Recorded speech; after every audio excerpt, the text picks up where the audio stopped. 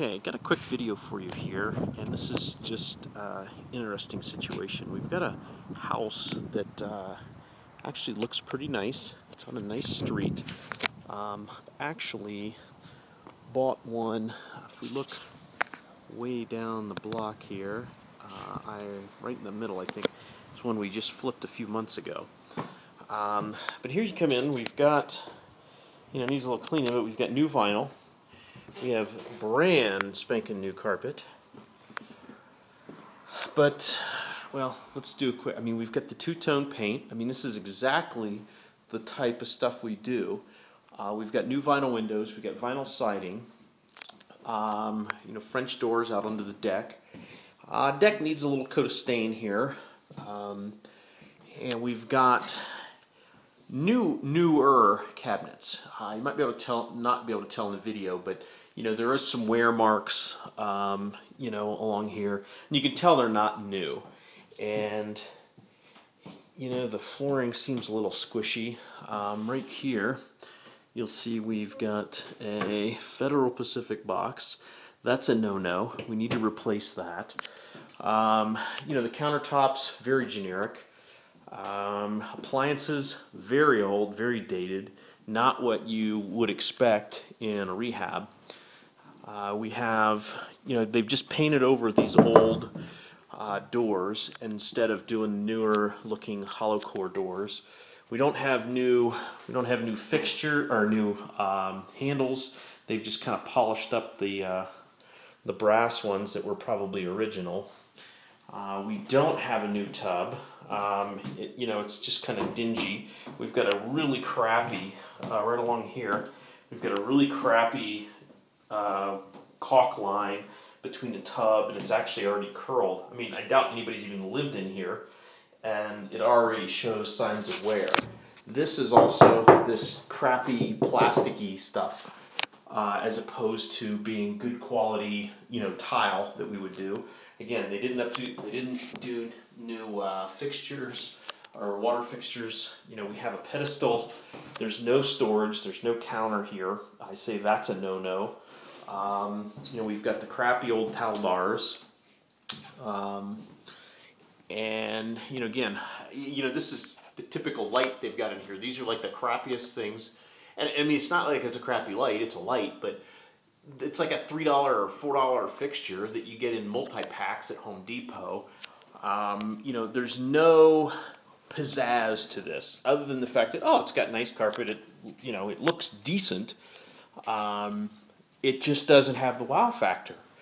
And right now, this house is sitting and sitting and sitting and not selling. And this in good condition. Again, we got a nice kick plate there. The door looks good. It's not perfect. They should have touched it up. We've got crappy, paint lines. Same with the French doors on the deck, where, come on, people. This is like $8 handy person kind of work to go in there and just scrape the paint off of there. And let's get in here and I'll show you big no-nos. We've got an ancient furnace in here, and that's a 1600.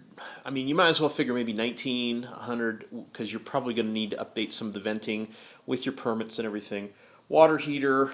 I'm looking at the serial number. It looks like it's it looks in really good shape, but it's 1991 is the serial number. So that's a no-no. Any inspector is going to basically tell a potential buyer that that is way beyond its useful life. They're going to say the same thing about the furnace, even if it passes the test. And that's the type of stuff that's going to scare off a first-time buyer. They've got the nice newer louvered doors. Now here, we've got a nice painted, washer and dryer area, but there's no washer and dryer. And typically, those things don't cost a lot of money. In fact, we often get really nice newer washer and dryers on Craigslist for a couple of $100. But it might as well be $1 million for the first-time home buyer that's pinching every penny they've got to get into this deal. Again, we've got a nice new pedestal. We've got a crappy faucet. It looks like they borrowed from whatever was here before. And we don't have any place to put anything in the bathroom. So again, cheap fixture, cheap again, crappy grout, just not professional work. We've got, this is real tile, but it's like the generic white, spending a little bit extra and getting something that's got a little wow factor. Obviously was the difference between this house not selling, because this is clearly an investor had purchased this home and now it's being marketed as a foreclosure. So they did a lot of things right. They spent a lot of money. They just didn't spend enough to do it the way they needed to do it. And invariably, this house did not sell. So somebody spent a lot of money and ended up with a foreclosure. And now we've got a house, again, it's somewhere between retail and foreclosure. And although it's closer to retail, it's still not selling. This is a $135,000 house right now, as I'm making this video, in completely rehab condition. It's not selling at 105 right now. Yet looking at it, I've got to stain the deck, I've got to replace all these doors, I've got to updo the tile. I mean, I'm going to spend $15,000 to do this right, even though a lot of the work's already been done. So I think the lesson here is don't cheap out. You can't shortcut things in this type of market. The house has to be in retail condition, and your retail condition is dictated by the marketplace. So you have to look at what other houses are selling for and what their condition is, and yours needs to be at least as good, if not better. So I hope that was helpful. This is Michael Jake with localmentor.com.